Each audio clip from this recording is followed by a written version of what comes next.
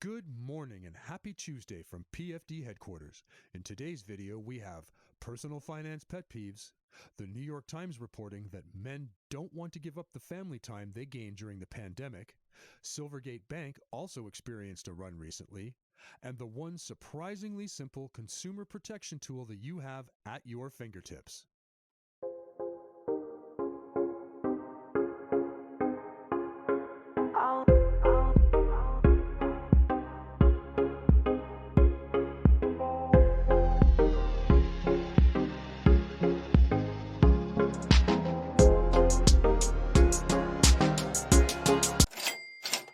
First up, blogger Tawcan discusses 3 personal finance things that make him tear his hair out, including people who say that they are investing in their retirement accounts when they're really just depositing money in them. Do you do any of these things, or are there other personal finance pet peeves that make your blood boil? Tell us in the comments below. The New York Times is reporting that many men who took on more childcare and household duties during the pandemic don't want to give up those gains. During the lockdowns of spring 2020, men took on much more of the work of raising children and running households than they had before. Most fathers, particularly when schools reopened, largely reverted to their old division of labor according to an analysis released last week. But a sizable share, about 1/5, has continued to do more childcare than before, and 1/4 has continued to do more household work, the survey found. For a lot of dads, this was a profound experience, said Richard Weisbord, director of the Harvard Project. It was really getting what a wonderful relationship with your kids could be like, and it was gratifying. Will a 4-day work week happen in the U.S.? Last week, Representative Mark Tawcan, Democrat from California, reintroduced a bill in the House that would make the 32-hour work week a national standard and lower the threshold triggering overtime compensation for most employees. He says Panasonic went to a 32-hour work week, and Kickstarter is a company that has explored this, and one of their executives is a cheerleader for this whole movement. Let's see what happens, but I'm not holding my breath.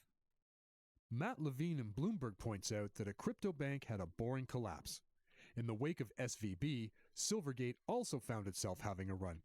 He quotes Sheila Blair, who headed the FDIC during the global financial crisis, who says, Silvergate's troubles are as much, if not more, about traditional banking risks, lack of diversification, maturity mismatches, as it is about its exposure to crypto.